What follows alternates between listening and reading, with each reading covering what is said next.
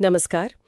आज हम देख रहे हैं एक बहुत ही महत्वपूर्ण विश्लेषण मुंशी प्रेमचंद के कालजयी उपन्यास गोदान पर। जी। 1936 में आया था ये उपन्यास और हिंदी साहित्य में तो खैर मील का पत्थर है ही। तो चलिए देखते हैं कि ये विश्लेषण इस रचना की गहराइयों से क्या निकाल कर लाता है हमारे लिए। बिल्कुल।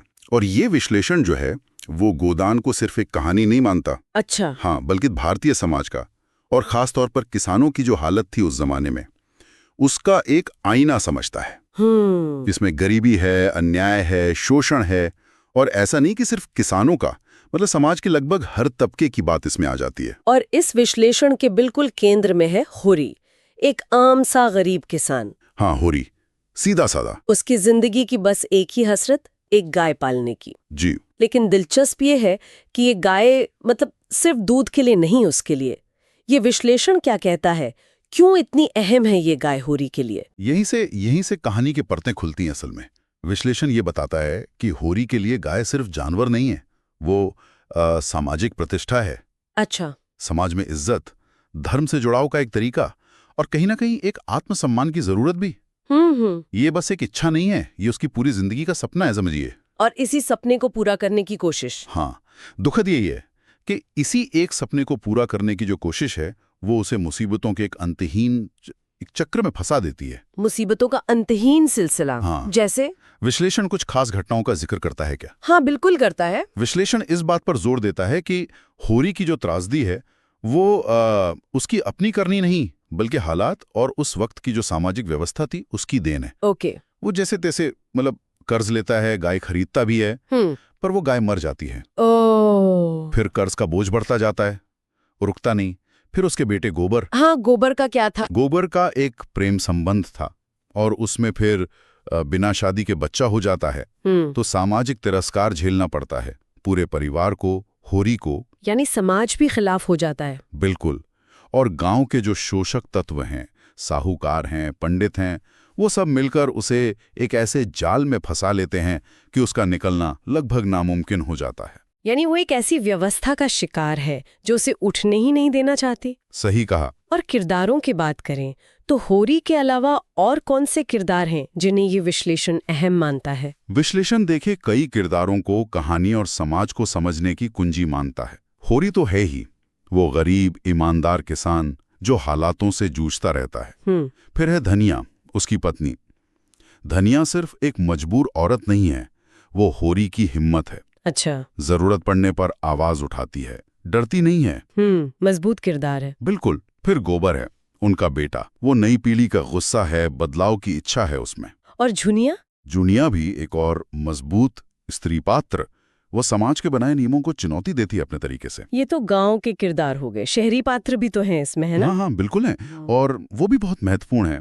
विश्लेषण जैसे पंडित दादादीन है, उनके जरिए धर्म के नाम पर जो आडंबर होता है, जो पाखंड है, दिखावा। हाँ, दिखावा, उस पर चोट करता है।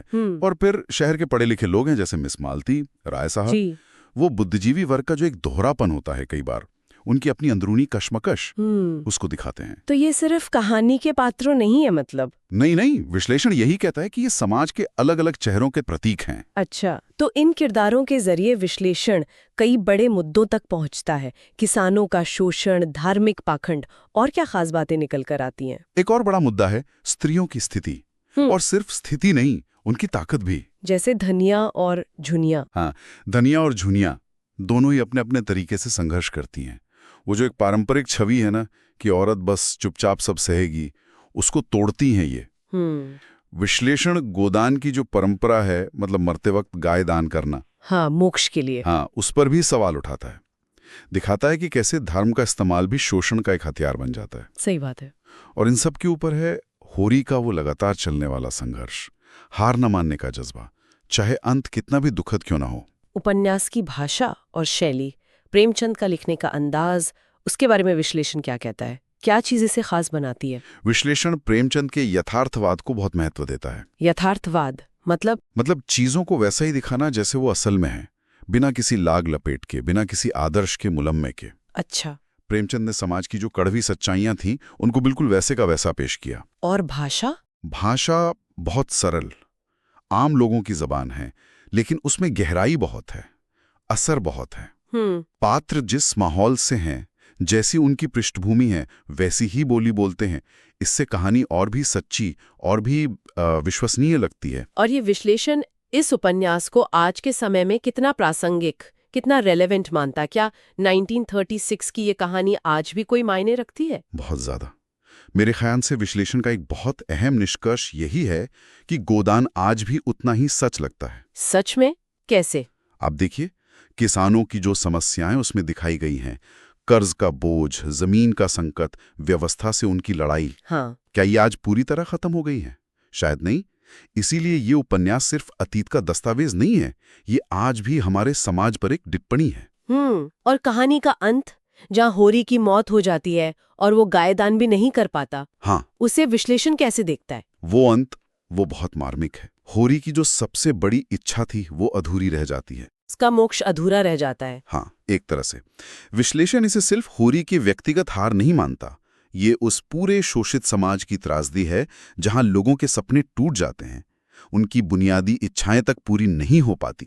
तो संक्षेप में कहें तो ये विश्लेषण गोदान को भारतीय गांव की आत्मा, किसानों के संघर्ष का और समाज की उन सच्चाइयों का चित्रण मानता है जो शायद आज भी बदली नहीं है और हमें सोचने पर मजबूर करती हैं। बिल्कुल, ये सिर्फ एक उपन्यास की समीक्षा से कहीं ज्यादा है।